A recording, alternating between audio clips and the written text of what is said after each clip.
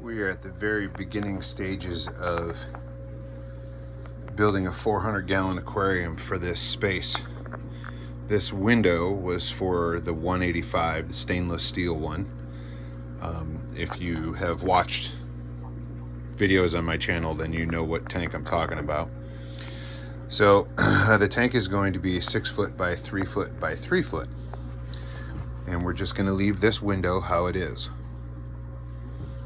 Okay. So coming out here, there's the 1200 gallon, which is no longer operational. I was able to get the background off of it. But at any rate, here are the pieces for the 400 gallon. And the background is the 240. So all the pieces are cut, pre-drilled, ready to go, mocked up. So we have some framing here. And those of you that have worked with treated, oh hi. Those of you that worked with treated know that it's not always straight. So we ran it through a joiner, flipped it over, ran it through the table saw, so everything is perfectly straight. My floor, however, is not. So that is why there is a frame for the tank. So the frame's going to go on the floor, then it's going to be leveled. We even cut shims out of treated to get the frame perfectly level. And then we'll build the tank in place. Now this large pane of glass right here is what's going to be the front part of the glass, or front part of the tank. So it'll be pushed up against the wall. And then we're actually going to line this tank with pond liner, 40 mil EPDM.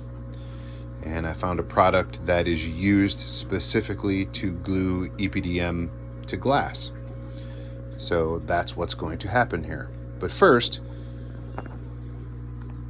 these tanks need to be moved, and this shelf needs to go away, and we're gonna hang drywall on this wall. I've got some scraps here. There's another piece behind it. And we're gonna see if we can get enough drywall out of these scraps to get this wall covered and get this insulation covered. Okay, we're drywalled.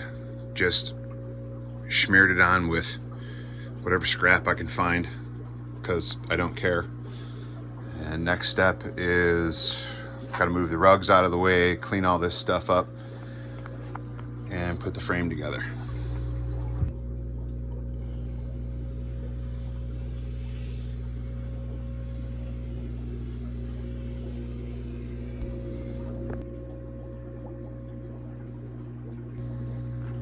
Okay, the back is screwed to the bottom, and the right side is also screwed to the bottom and to the back. Every 4 inches, glued, screwed, and tattooed. It's going to be a narrow walk into here, but I can still fit a 180 through here. Look at that mess. So we are planning on screwing the front frame to the rest of the box. We'll do that tomorrow. And then once that's done, we're gonna slide the glass in from the end, leave it on an angle, so we don't have to pick it up over the top. How smart is that? This will be the view from the front.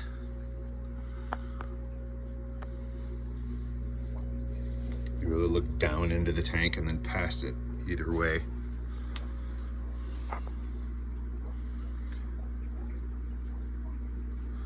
I can't move or make this window larger because there is a post in the wall right here. It goes straight up. That supports the upstairs. So this is as wide as this can be. I'm considering leaving a little sliver of a viewing area here when you come into the fish room. Yeah, we'll see.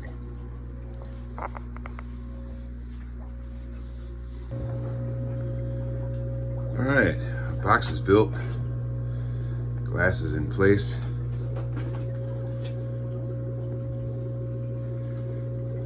Now we need to install the glass to the wood We'll just caulk that in place, prop it so it can't move, and then install the pond liner.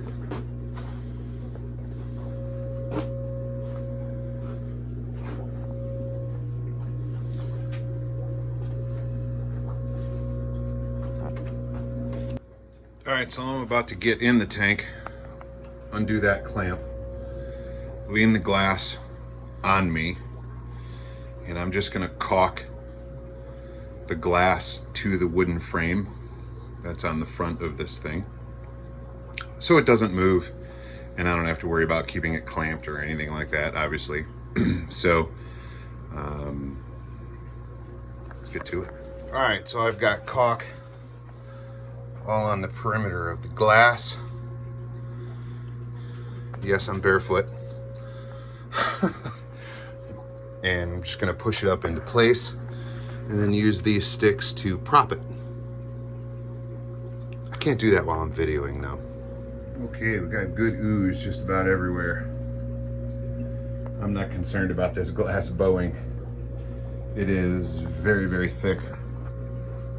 Here, let me grab measuring tape. It's a bit overkill for this size tank, but it is 3/4 of an inch thick. They had an extra piece of glass on there because this is the bottom.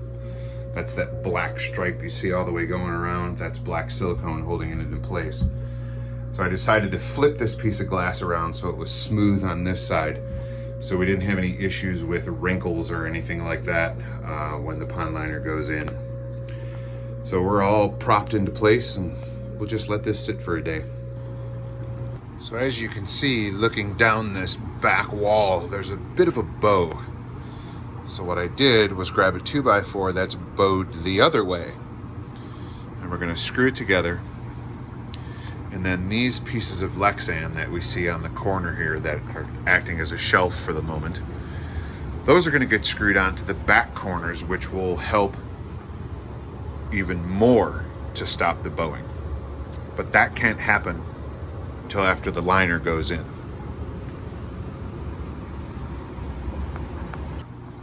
All right, that successfully took the bow out of there. I got 2 screws in about every foot. Hold it in place. Next step, putting the liner in.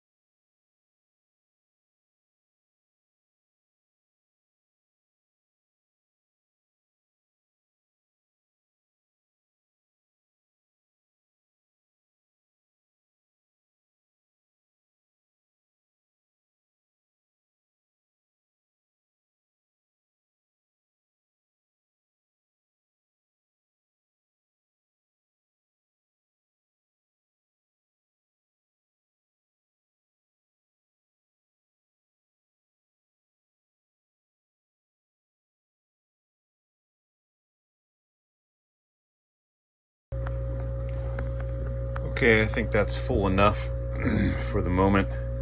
Obviously, I have the folds that go around the corner right, because if I didn't, this thing would be spewing water everywhere. I have two concerns.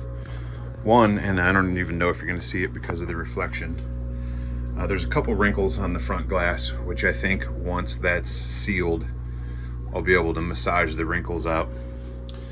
The other thing is, I don't know if you can see it, there's a little bit of deflection on this back wall.